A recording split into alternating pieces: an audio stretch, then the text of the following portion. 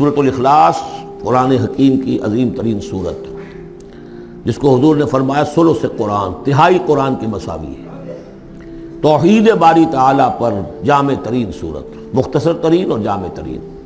قل هو اللہ احد، کہہ دیجئے وہ اللہ ایک ہے نہیں، تنہا ہے۔ ایک کے لیے لفظ واحد ہے، واحد سے تو اثنان ثلاثہ شروع ہو جاتی ہے، اکیلا، دی موسٹ یونیک پرسن۔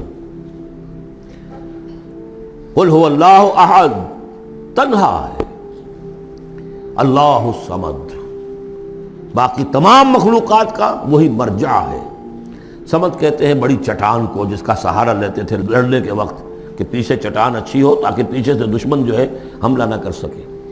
پھر یہی لفظ آ جاتا تھا سرداروں کے لیے کہ جن کی طرف رجوع کرتے تھے لوگ، تو یہ کہ اصل بخود قائم ہے، اپنے بل پر قائم ہے، کسی نے بنایا نہیں اسے، اس کی حیات مستعار نہیں ہے، اس کی حیات اپنی، اس کا علم اپنا۔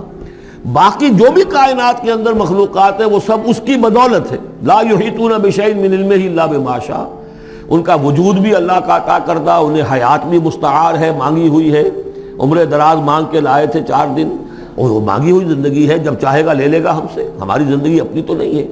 لیکن یہ کہ باقی تمام مخلوقات کو تھامے ہوئے ہے، اور یہ وہی ربط و تعلق ہے جو میں نے آپ کو بتایا تھا اسم اعظم، جو الحی القیوم، خود زندہ اور باقی سب کو تھامے ہوئے۔ کل کائنات اس کی توجہ کی وجہ سے قائم ہے۔ لم یلد ولم یولد، نہ اس نے جنا اور نہ وہ جنا گیا، نہ اس کے کوئی ماں باپ، نہ اس کی کوئی اولاد، نہ اس کی کوئی جوڑی، مت جورو اور بیوی، مت اتخذ صاحبۃ ولا ولدا، یہ ہم پڑھ چکے ہیں قرآن۔ اس اعتبار سے نفی ہو گئی کہ کچھ لوگوں نے اس کے لیے بیٹیاں تجویز کر دی، فرشتوں کو خدا کی بیٹیاں بنا دیا۔ کچھ لوگوں نے جو ہے اس کے لیے بیٹے بنا دیے، حضرت مسیح کو بنا دیا، اور حضرت عزیر علیہ السلام کو بنا دیا یہودیوں نے سب نے نہیں، کچھ ان کی فرقوں نے وغیرہ وغیرہ۔ لیکن یہ کہ اس کا معاملہ یونیک ہے، نہ اس نے کسی کو جنا، نہ وہ کسی سے جنا گیا۔